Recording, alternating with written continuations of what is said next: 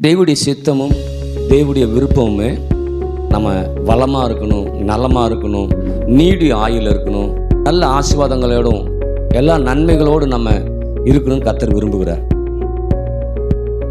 அப்போ தொடர்ந்து ஒரு ஆசீர்வாதம், தொடர்ந்து சுகம், தொடர்ந்து பலன், தொடர்ந்து ஆரோக்கியம், தொடர்ந்து முன்னேற்றம் வர முடியுமா? முடியும். அப்போ எப்படி முடியும்? அதுதான் அந்த வசனத்தை கேட்கணும், வசனத்தை நம்பணும், அதை பெருசாக எண்ணணும், அதை பற்றி மட்டுமே பெருசாக எண்ணணும். இந்த ராஜ்யத்தில் சொல்றாரு, இல்லப்பா இந்த ராஜ்யம் அப்படிப்பட்ட ராஜ்யம் இல்லை. உஷ்ணம் வருகிறத நீ பார்க்க மாட்ட, பிரச்சனை வருகிறத நீ பார்க்க மாட்ட, கஷ்டம் வருகிறத நீ பார்க்க மாட்ட.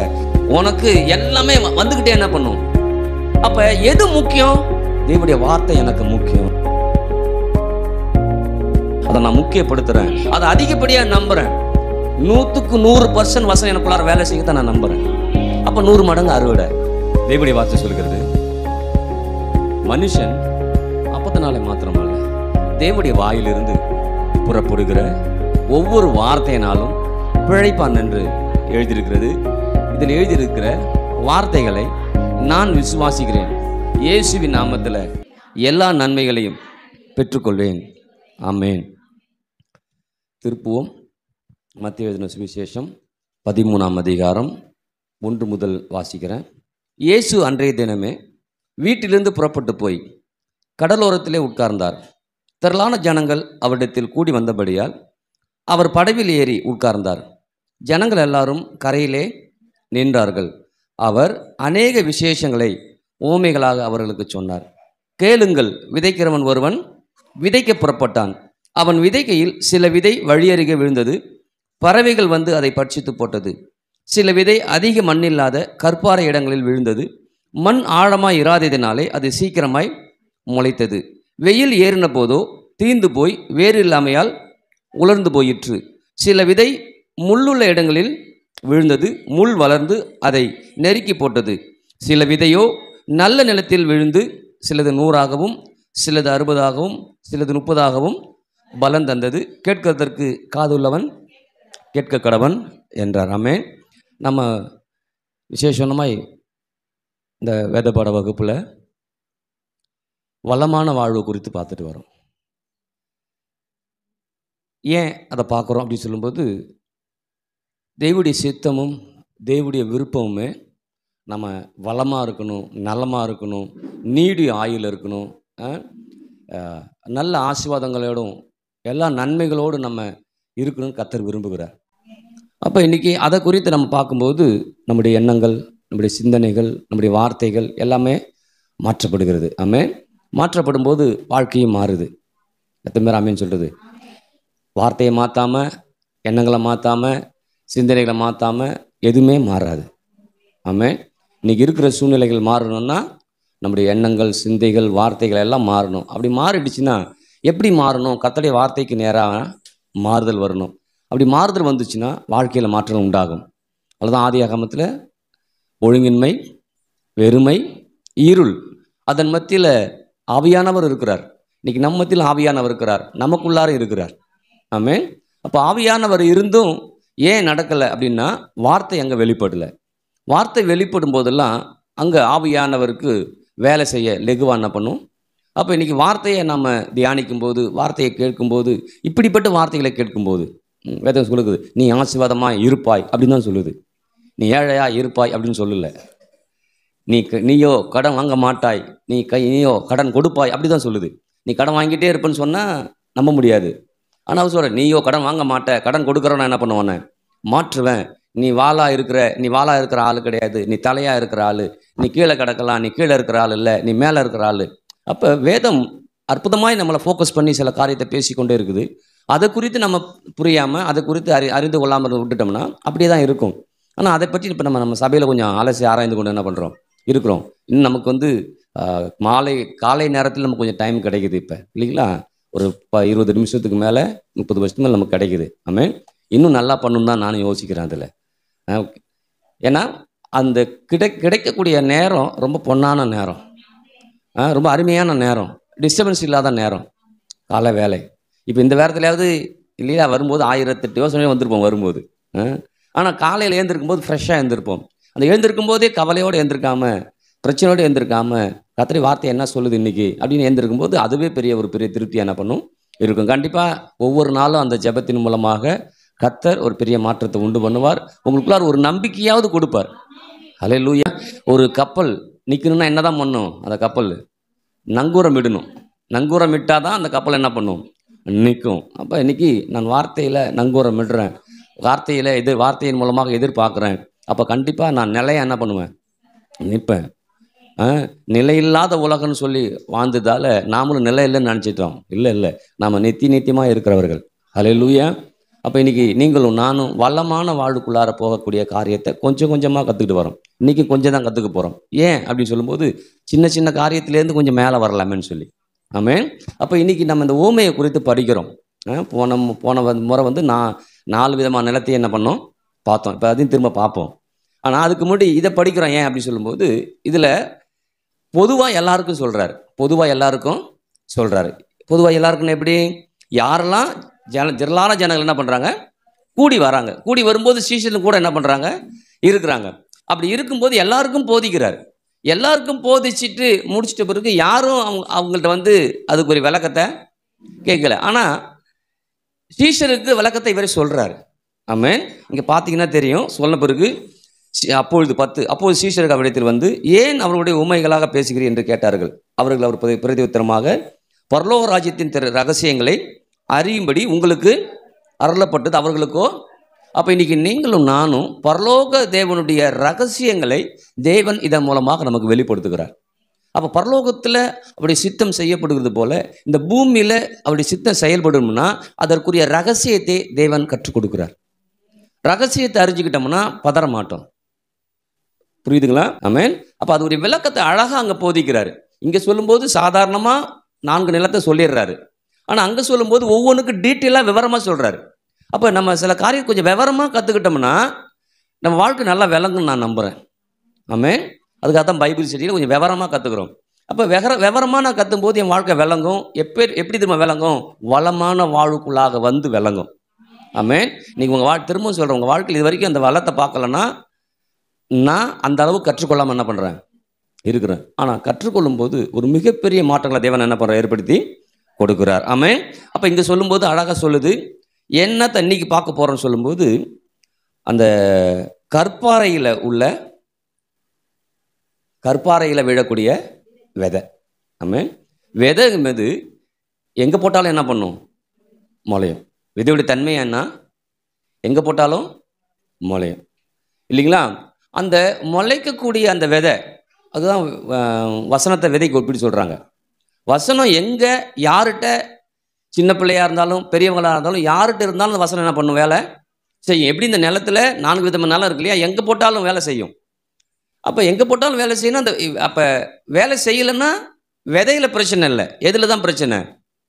நிலத்தில் தான் பிரச்சனை. அப்போ நிலத்தை பண்படுத்தணும், நிலத்தை காத்துக்கணும், நிலத்தை தான் நான் கவனம் செலுத்தணும். நிலத்தை நான் கவனம் செலுத்தும் போது அந்த விதை போய் அழகாக என்ன பண்ணும்? வேறுன்ற ஆரம்பிக்கும். ஆமென்.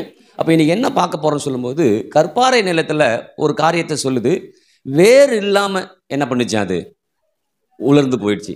அந்த பிரச்சனைக்கு என்ன காரணம்? வாழ்க்கை உலர்ந்து போய் இருக்குது. என்ன காரணம்?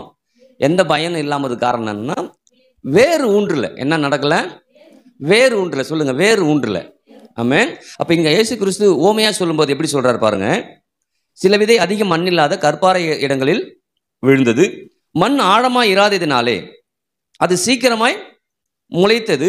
வெயில் ஏறின போதோ தீந்து போய் வேறு இல்லாமையால் உலர்ந்து போயிற்று. என்ன சொல்கிறாருன்னா கல் இருக்கிற இடத்துல மண் இருக்குது, ஆனால் அதிக மண் இல்லை. அதனால் அது என்ன பண்ணுது? போய் அதிக வேற விட முடியல. அப்படி விட முடியாத போனதால வெயில் அடிக்கும் போது என்ன பண்ணுது? அது அந்த கருகி போயிடுது. அப்போ அதனால் எந்த பலனும் இல்லை அப்படிங்கிறாரு. ஆனால் அங்கே சொல்லும்போது அதுக்குரிய விளக்கத்தை சொல்லும்போது வேறு கோணத்தில் சொல்கிறாரு. இதே தான் ஏன் உலர்ந்து போயிடுச்சு, ஏன் வேறு இல்லாமல் போயிடுச்சு, ஏன் அந்த மண்ணில் கல்லில் இருக்கிற கொஞ்சம் மண்ணால் அந்த பலனை கொடுக்க முடியல அப்படிங்கிறது அங்கே விளக்கமாக என்ன பண்ணுறாரு. அப்போ அங்கே என்ன சொல்கிறாரு பார்க்கலாமா? திருப்பவும் இந்த 13 20 21 வாசிக்கிறேன். கற்பாறை இடங்களில் விதைக்கப்பட்டவன் வசனத்தை கேட்டு உடனே அதை சந்தோஷத்தோடு ஏற்றுக்கொள்ளுகிறவன் ஆகிலும் தனக்குள்ளே வேறு இல்லாதவனாய் கொஞ்ச காலம் மாத்திரம் நிலைத்திருப்பான். வசனத்தின் நிமித்தம் உபத்திரமும் துன்பமும் உண்டான உடனே இடர் அடைவான். என்ன சொல்றாருங்க சொல்லும்போது, அங்க ஊமையா சொல்லும்போது அது மண் கொஞ்சமாக இருந்துச்சுப்பா, அதனால் இது என்ன பண்ணுச்சு, அந்த விதை போய் வேறுன்ற முடியல, அந்த மண்ணுக்குள்ளார போய் முளைச்சிது. ஆனால் வெயில் ஏறின பிறகு என்ன பண்ணுச்சு, அது தீர்ந்து போச்சு அப்படின்னு சொல்கிறார். ஆனால் இங்கே சொல்லும்போது என்ன சொல்கிறது, விதைக்கிற ஒருவன் விதைக்க புறப்பட்டான்னு ஆரம்பித்தார் ஓமையாக சொல்லும்போது. ஆனால் இங்கே சொல்லும்போது எப்படி சொல்கிறாரு பாருங்க, மத்தேயுல விதைக்கிறனை பற்றிய ஓமைகளை கேளுங்கள், ஒரு ராஜ்யத்தின் வசனத்தை அப்படின்னு ராஜ்யத்தை குறித்து என்ன பண்ணுறாங்க. அப்போ நீங்களும் நான் ராஜ்யத்தின் புத்திரராக இருக்கிறோம். அந்த ராஜ்யத்தில் இருக்கிற நாம அந்த விதையை எந்த அளவுக்கு விதைக்கிறோமோ அந்த விதையின் மூலமாக எப்பேற்பட்ட இடமா இருந்தாலும் என்ன பண்ணும், முளைஞ்சிரும். அங்கே சொல்லும்போது பார்த்தீங்கன்னா வழியறை சொல்லும்போது வழியில் விதை போடுறான், அந்த விதையை போடுறான், அது போடும்போதே என்ன நடக்குது, பறவைகள் வந்து அதை சாப்பிட்டு போயிடுது அப்படின்னு சொல்றாரு. ஆனால் இங்கே சொல்லும்போது எப்படி சொல்றாரு பாருங்க, ராஜ்யத்தின் வசனத்தை உணராது இருக்கும்போது. பெரிய வித்தியாசம். அப்போ அவங்களுக்கு அது சாதாரணமாக தெரியுது. அவங்களுக்கு நீங்கள் கேட்டிங்கன்னா தெரியும். இப்போ பொதுவாக இந்த ஒரு விளக்கம் சொல்லாமல் அதை மட்டும் படிச்சோம்னா எப்படி தெரியும், நமக்கு டக்குன்னு புரியும். யோசிச்சு பாருங்க. லிட்ரலாக அந்த வழியில் போடுற விதையை ஆமாம் என்ன பண்ணும், பறவைகள் வந்து எடுத்துகிட்டு போயிடும். அப்புறம் நமக்கு தெரியும் இது மாதிரி கல்லும் மண்ணும் சேர்ந்து இருக்கும்போது அதில் போட்டோம்னா ஆமாம் தீஞ்சு போயிடும். அதுக்கு அடுத்து முள்ளில் இடத்துல இருந்தால் ஆமாம் நமக்கு தெரியும் இல்லையா, முள் வந்து அதை நெருக்கி போட்டுரும், நல்ல நேரத்தில் விதைக்கும் போது வரும் அப்படின்னு சாதாரணமாக தான் அங்கே சொல்லுது. ஆனால் இங்கே வரும்போது சாதாரணமாக, அப்போ நமக்கு சாதாரணமாக சொல்லப்படலை, மற்றவங்களுக்கு அது சாதாரணமாக தெரியும், நமக்கு சாதாரணமாய் சொல்லப்படலை. அப்போ சாதாரணமாக ஏன் சொல்லப்படலைன்னா, ஏன் சொல்லப்படலைன்னா நம்மளை வந்து வேரூன்றும்படியாய், வார்த்தையில் வேரூன்றும்படியாய், வார்த்தையின் தேவனை நம்பும்படியாய், எந்த சூழ்நிலையாக இருந்தாலும் அந்த வார்த்தையை விட்டு விலகாதவனாய் இருக்கும்படியாக தான் இங்கே அழுத்தம் திருத்தமாக அதுக்கு விளக்கத்தை சொல்கிறார். எத்தனை பேருக்கு புரியுது? அப்போ இன்னைக்கு நீங்களும் நானும் ராஜ்யத்தின் பிள்ளைகளாக இருக்கிறோம், ராஜ்யத்தின் புத்திரராக இருக்கிறோம். ராஜ்யத்தில் இருக்கிற அந்த அந்த பிரமாணம் இல்லைங்களா, அந்த உலகத்தில் விதைப்பு மறுப்பும் பிரமாணம் இருக்கு இல்லையா. சாதாரணமாக நிலத்தில் விதைக்கிறோம், அறுவடை வருகிறது. இப்போ அந்த அறுவடை தான் அவங்களுக்கு தெரியும். நாம் ராஜ்யத்தின் புத்திரராக இருக்கிறோம், நம்ம விதை வேற, நம்முடைய அறுவடையை வேற. ஆமென். அந்த அறுவடை என்பது ஒரு சர்க்கிள் தான். அந்த விதைப்பு அறுப்பு என்பது ஒரு சர்க்கிள், முடிஞ்சிச்சு. ஒரு நெல் போடுவாங்க, இப்போ நம்ம கீழே பரம்பெல்லாம் ஒரு போகம் தான், முடிஞ்சு போச்சு, அவ்வளோதான். இனிமேட்டு அடுத்த வருஷம் தான் என்ன பண்ணுவாங்க. ஆனால் இங்கே நமக்கு ராஜ்யத்தின் புத்திரருக்கு அந்த சர்க்கிள் கிடையாது. அல்லேலூயா. தொடர்ந்து என்ன பண்ணும், ஏன்னா ராஜ்யத்தின் புத்திரை கொடுத்து அந்த சர்க்கிளில் இருக்கிறவங்க பற்றி என்ன சொல்லுது பாருங்களேன். எரேமியா தீர்க்கதரிசன புஸ்தகம் 17:8. அவன் எப்படி இருப்பான், ராஜ்யத்தின் பிள்ளைகள் ராஜ்யத்தின் புத்திரர் கிறிஸ்துவர்கள் எப்படி இருப்பான்னு அங்கே சொல்லுது. 17:8, அவன் தண்ணீர் அண்டையிலே நாட்டப்பட்டதும் கால்வாய் ஓரமாய் தன் வேர்களை விடுகிறதும் உஷ்ணம் வருகிறதை காணாமல் இலை பச்சையாய் இருக்கிறதையும் மழை தாட்சியான வருஷத்திலும் வருத்தமின்றி தப்பாமல் கனி கொடுக்கிறதுமான. அப்போ அங்கே சொல்லும்போது ஒரு சர்க்கிள் தான் வரும், 2 சர்க்கிள் வரும், அதோட முடிஞ்சிச்சு. ஆனால் இங்கே அப்படி கிடையாது, தொடர்ந்து என்ன பண்ணும், வந்துக்கிட்டே இருக்கும். அப்போ தொடர்ந்து ஒரு ஆசீர்வாதம், தொடர்ந்து சுகம், தொடர்ந்து பேலன், தொடர்ந்து ஆரோக்கியம், தொடர்ந்து முன்னேற்றம் வர முடியுமா? முடியும். அப்போ எப்படி முடியும்? அதுதான் அந்த வசனத்தை கேட்கணும், வசனத்தை நம்பணும், அதை பெருசாக எண்ணணும், அதை பற்றி மட்டுமே பெருசாக எண்ணணும். இங்கே கற்பாரை குறித்து சொல்லும்போது என்ன சொல்லுது, 3 சுவிசேஷம் சொல்லப்படுகிறது. இதில் வந்து மத்தேயுல தனக்குள்ளே வேறு கொள்ளாதபடியால் வரும், அங்கே மார்க்கில் வரும்போது தங்களுக்குள்ளே வேறு கொள்ளாதபடியான்னு வரும், அடுத்தது லூக்கால வரும்போது தங்களுக்குள்ளே வேறு கொள்ள. அப்போ என்ன சொல்கிறாரு, எல்லாருக்கும் வசனம் தெரியும், அந்த வசனத்தை எடுத்து நல்ல நிலையமாக இருதயத்தில் என்ன பண்ணாம விதைக்கணும். அப்போ அதை அந்த நல்ல நிலமாகிய இருதயத்தில் விதைக்கும் போது அது என்ன பண்ணுமா, போய் வேறு ஊன்றணும். வேறு என்ன பண்ணும், வேறு ஊன்றணும். வேறு ஊன்றுவதற்கு தடையாய் பிசாசு கொண்டு வருகிற கஷ்டத்தையும் பிரச்சனையும் சூழ்நிலையும் பார்த்துட்டு அந்த வசனம் விதைக்கப்படாதபடி விட்டுட்டோம்னா அதில் என்ன பண்ணாது, வேறு வரவே வராது. அப்போ இங்கே வேறு தான் நான் மையமாக பார்க்குறேன். உங்கள் வாழ்க்கை உலர்ந்து போயினது காரணம் என்ன, வேறு சரியில்லை. அப்போ நீ குடும்பம் முன்னேற முடியாமல் என்ன காரணம், வேறு சரியில்லை. மரத்தை போல இருப்பான்னு சொல்லுது. மரத்தை மட்டும் சொல்லல, நம்மள தான் அது என்ன பண்ணுது. அப்ப இன்னைக்கு உலர்ந்து போய் இருக்கிறோம், விடாத்து போய் இருக்கிறோம், கஷ்டத்தில் இருக்கிறோம், பிரச்சனை இருக்கிறோம். ஏன் இருக்கிறோன்னா வசனத்தின் நிமித்தம் உபத்திரம் வரும்போது. அப்படின்னா என்னன்னா, நீங்க வசனத்தை கேட்கறதால உபத்திரம் என்பது ஒரு பக்கம். அதை நான் மெயின் பண்ணல. நான் எதை மெயின் பண்றேன்னா, வசனத்தின் நிமித்தம் உபத்திரம் சொல்லும்போது, நீங்க வசனத்தை படிக்கிறீங்க, ஒரு வசனத்தை படிக்கிறீங்க, நீயோ கடன் வாங்க மாட்டாய் அப்படின்னு படிச்சு ஒரு வசனத்தை படிச்சுட்டீங்க. என்னங்க இதை சொல்றீங்களேன்னு யோசிச்சிடாதீங்க. ஆனா சூழ்நிலை கடன் வாங்குற மாதிரி வந்துருது. வசனமா சூழ்நிலையா? வசனமா சூழ்நிலையா? ரெண்டுத்தையும் கம்பேர் பண்ணி பார்க்குறோம். கம்பேர் பண்ணி பார்க்கும்போது அந்த சூழ்நிலை நம்மளை துன்பத்துக்குள்ளார என்ன பண்ணும், கஷ்டத்துக்குள்ள நெருக்கத்தில் கொண்டு போகும்போது வசனமா சூழ்நிலையான்னு பார்க்கும்போது வசனம் நின்றுட்டோம்னா வேறு போகுதுன்னு அர்த்தம். சூழ்நிலைன்னு பார்த்தோம்னா வேறு போகல. புரிஞ்சிச்சுன்னு நினைக்கிறேன். அப்போ நம்ம அந்த பிசாசுக்கு தெரியும் எதெல்லாம் கொண்டு வந்தா இவன் அந்த வேறு ஊன்ற முடியாமல் இருப்பான் அப்படின்னு சொல்லி. அப்போ வேறு ஊன்ற விடாத அளவுக்கு அவன் சில காரியங்களை என்ன பண்ணுறான், நமக்கு செய்கிறான். நம்ம அதை செய்யும் போது முடிவு பண்ணிக்கணும், இந்த சூழ்நிலை நிமித்தம் வரக்கூடிய பிரச்சனையா, கஷ்டமா, இன்னல்களா, வறுமை அதெல்லாம் வருது, அவன் கொண்டு வந்து கொடுக்குறான். எதை வறுமையை அவன் தான் கொடுப்பான், கர்த்தர் கொடுக்குறது இல்லை. பிரச்சனை அவன் தான் கொடுப்பான், கர்த்தர் கொடுக்கறது இல்லை. அதான் கர்த்தரை குறித்து அறிவு நமக்கு நல்லா தெளிவாக வந்துச்சுன்னா, இந்த பிரச்சனையா அது அவன் தான் கொடுப்பான் அப்படின்னு அவன் பின்னாடி போகாமல், அவனே சார்ந்து இல்லாமல், அவன் எண்ணத்தை கொடுத்தாலும் நான் வசனத்தை உள்ளே போட்டுட்டே என்ன பண்ணுவேன், இருப்பேன்.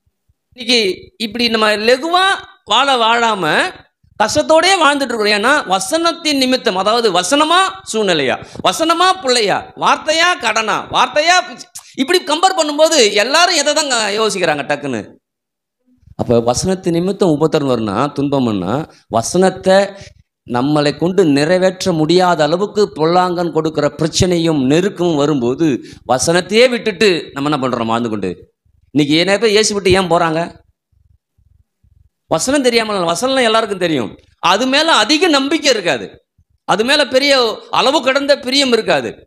அதனால என்ன பண்ணுறாங்க, வராங்க பண்ணுறாங்க, என்ன பண்ணுறதுங்க, என் பிள்ளை கேட்க மாட்டேங்கிறான், என்ன பண்ணுறதுங்க, என் புருஷன் கேட்க மாட்டேங்கிறான், என்னங்க நான் இதை கேட்க மாட்டேன், என்னங்க நான் கடன் வாங்கிட்டு இருக்கேன், என்னங்க பிரச்சனை அப்படின்னே போயிடுறாங்க. ஏன்னா அதை செஞ்சிட்டோம்னா, எதை வசனத்துக்காக நின்றுட்டோம், வசனத்துக்காக வாழ ஆரம்பிச்சிட்டோம்னா வசனம் வேறு ஊன்ற ஆரம்பிச்சிருன்னு பிசாசுக்கு தெரியும்.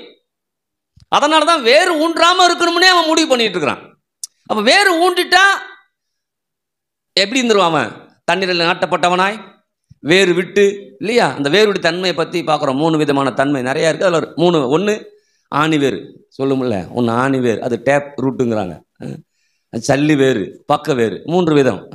ஆணி வேறுடைய தன்மை ஒன்று இருக்குது, சல்லி வேறுடைய தன்மை வேறு, பக்க வேறு. யோசிச்சு பாருங்க, ஒன்றுக்கு ஒரு வேலை இருக்குது. அதில் ஒன்று நிலைய நிற்க வைக்குது, என்ன பண்ணுது, ஒன்று இன்னொன்று நல்ல கனிமங்களை உறிஞ்சி கொடுக்குது, இன்னொன்று தண்ணியை உறிஞ்சி யோசிச்சு பாருங்க. 3 விதமான செயல்கள் செஞ்சு ஒரு மரம் நல்ல வளர்ச்சிக்குள்ளார என்ன பண்ணுது, அது போக வைக்குது. அப்போ யோசிச்சு பாருங்க, இந்த வசனத்தை நிமித்தம் நின்றுட்டேன்னா, வேறு ஊண்டுட்டேன்னா, வசனம் போய் எனக்குள்ளார எப்படி ஒரு வீடு கட்டும்போது அந்த அஸ்திபாரம் நல்லா போடுறனோ, அதே போல வசனத்தை நான் உறுதியாக நின்றுட்டேன்னா அது என்ன பண்ணுது, போய் வேறு நல்லா என்னது ஆணி வேறு, பக்க வேறு, சல்லி வேறு எல்லாத்துலேயும். அப்போ வச்சுச்சுன்னா எனக்கு கனிம வளங்கள் வேணுமா, அந்த வேறு என்ன பண்ணும், கொடுத்துட்டு என்ன பண்ணும், இருக்கும். அப்போ இதில் நிலையாமல் இருக்காமல் விடுறது தான் அவனுடைய வேலையை என்ன பண்ணுது. ஆனால் பாருங்கள், சந்தோஷத்தோடு ஏற்றுக்கொள்கிறாங்க. வசனம் சொன்னவொடனே ஆமாம். அப்போ அவன் சந்தோஷமாக ஏற்றுக்கொள்ளும்போது அவன் ரெடி ஆயிடுறான்.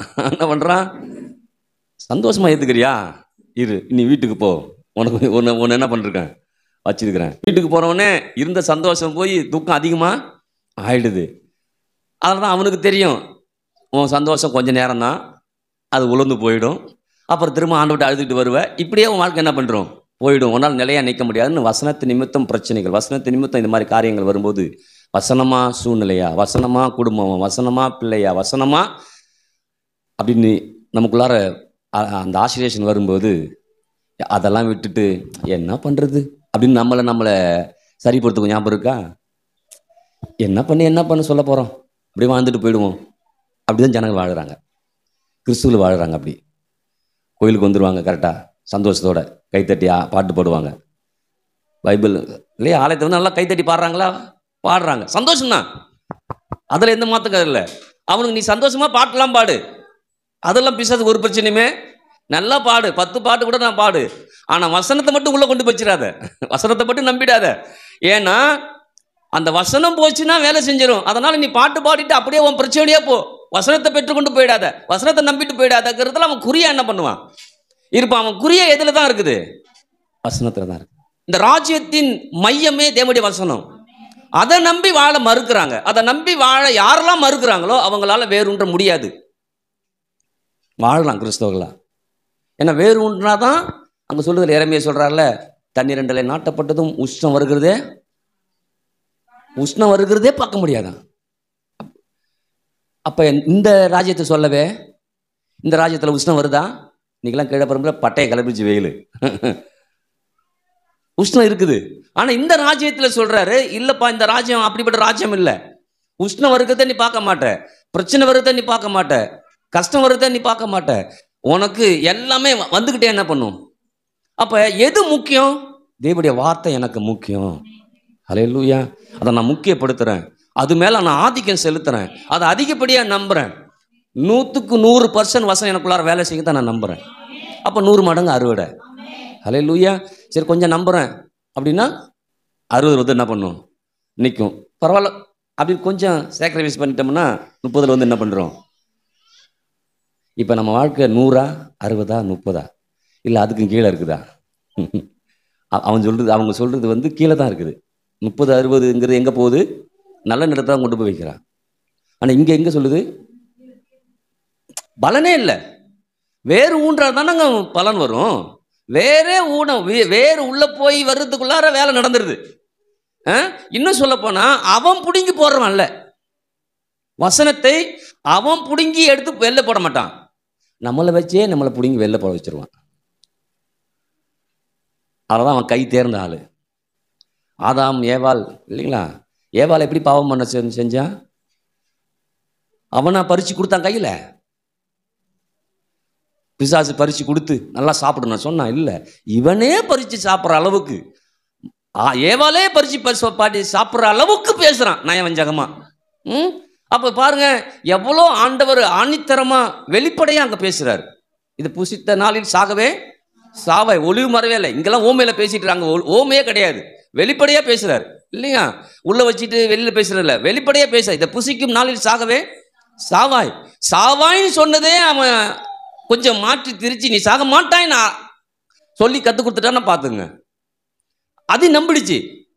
நீ தேவனை போல வருவன்னு சொல்லி தான் உன்னை சாப்பிட வேணான்னு சொல்லிட்டாரு. அப்போ நான் தேவனை போல இருக்கணுமே, எல்லாத்துக்கும் ஒரு ஆசை தான். உடனே இவங்களுக்கு ஒரு ஆசை வந்துருச்சு. அப்போனா என்ன பண்ணணும்? பறித்து சாப்பிடு, ஒன்றும் பிரச்சனை இல்லை. பறித்து சாப்பிட்டது மாத்திரம் இல்லை, சாப்பிட்டுட்டு கணவனுக்கு சேர்த்து கொடுத்துட்டாங்க, சோழியை முடிச்சிட்டாங்க. இன்னைக்கு நம்ம குடும்பத்தில் இதுதான் நடக்குது. வேறுன்ற முடியாமல் நம்மளை வச்சு, நம்ம பிள்ளையை வச்சு, கணவனை வச்சு, இவங்களை யாராவது வச்சு வசனத்தை நம்பி ஒரு காரியம் செய்யலாம்னு நினச்சிருப்போம். யாரை வச்சாவது சோழியை முடிச்சிருவான். நம்மளும் என்ன பண்ணுவோம்?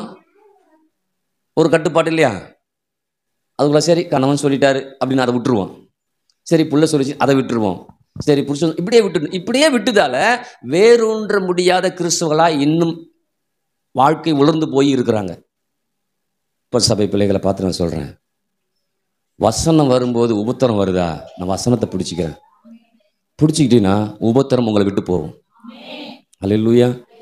ஏன்? வேறு போயிட்டு இருக்கு. அல்லேலூயா. வேறு ஊன்ற அதுலேருந்து வரக்கூடிய சத்துக்கள், அதுலேருந்து வரக்கூடிய கனிம பொருட்கள், அதுலேருந்து வரக்கூடிய ஆற்றல், திறமை, தாளந்துகள் என்னெல்லாம் ஆண்டவர் கொடுக்குற அந்த வார்த்தையின் மூலமாக அது வெளிப்பட ஆரம்பிக்கும். எப்படி ஒரு விதையை விதைக்கும் போது அந்த விதை என்ன பண்ணுது? அந்த பூமியை வெடிச்சு வெளில வருது.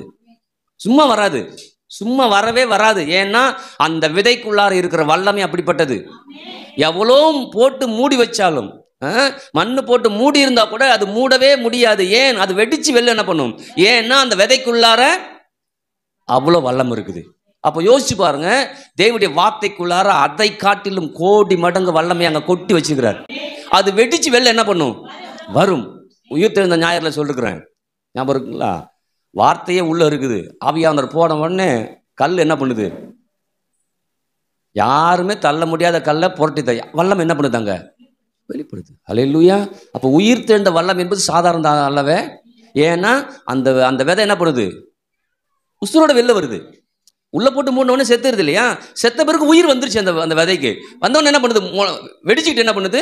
அப்ப உள்ள அப்படி சரீரம் எப்படி இருந்துச்சு, சடலமா இருந்துச்சு. ஆனா உயிர் வந்த பிறகு அங்க வல்லமை என்ன பண்ணுது, வெளிப்படும். எப்படி வெளிப்படுது, கல் புரட்டப்படுகிறது, எல்லாம் பயந்து நடுங்குறான் இல்லைங்களா, ஒரு மிகப்பெரிய அதிர்வை உணர்றான். ஏன்னா அது வரைக்கும் சடலமா இருந்துச்சு.